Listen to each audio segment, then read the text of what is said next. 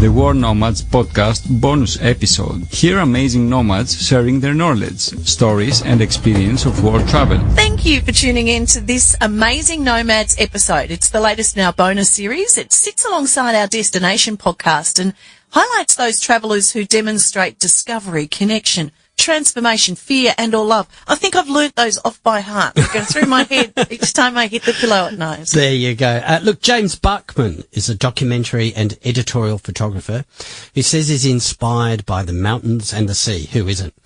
He was born and raised on an ostrich farm in rural Pennsylvania. Wait a minute, an ostrich farm in Pennsylvania. And I've got to say, he has a tendency to live on the grittier side of life, doesn't he? Yeah, he certainly does. And at the moment, he's living off his 96 DR650, riding from Alaska to Patagonia. Now, I was really interested in him after reading this book called Hit the Road, Vans, Nomads and Roadside Adventures. It's a beautiful hardback book, but it's about travellers that love road tripping, but it's kind of the beaten track adventures, as the name suggests. And it also has tips on how to kit your van out or whatever you're travelling in, food to cook while on the road, and just flicking through it, it's actually totally inspiring, has me thinking. And James, you did it in an orange VW camper van. In a 76 camper van, yep. Did you give it a name? Did you personify it? I did, actually. Yeah, go on. Yeah, I named it Melody, and that's her first name, and her last name is Bark Van. So my last name is Barkman, so I thought it only fitting to, of course, name her Melody Bark Van. So that's her name. Beautiful. You found it on Craigslist, but I've got a girlfriend who has one that she's named Gidget, and Gidget is always breaking down. What about Melody? I would say the same for Melody, for sure. When I actually bought her on Craigslist, she broke down on the way home. I had about a 3.5-hour drive. And at the time, I really knew nothing about vans. I wanted to learn, of course, but I had no experience. And she broke down and let me set for quite a few hours, and I had no idea what to do.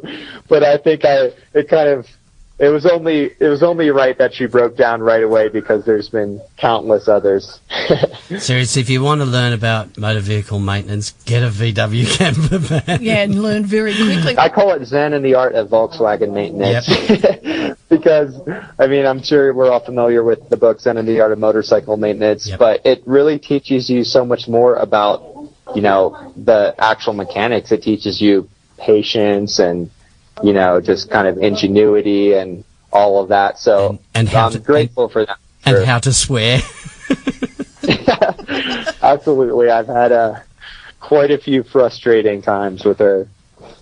All right. Now, can we just leap back a bit in the story about you and Melody? So you were living in Pennsylvania when you bought the camper van, and you had this idea of going over to the west coast of America. Just tell us about that. Where did that idea come from? Why were you motivated to do that? I think it's kind of growing up in the States in like a small rural area of Pennsylvania. It's kind of like the American dream to just go west, and do a big road trip. And I think as long as I can remember, I was like, I'm going to grow up and I'm going to, grab a whole bunch of buddies and buy an old rickety van or something and just drive west and see what happens. And as I got older, I found the van, got interested in Volkswagens, got the van, and all of a sudden I was like, wait, I can actually do this and not just keep talking about it, but I can hop in and drive west. So that's more or less what I did.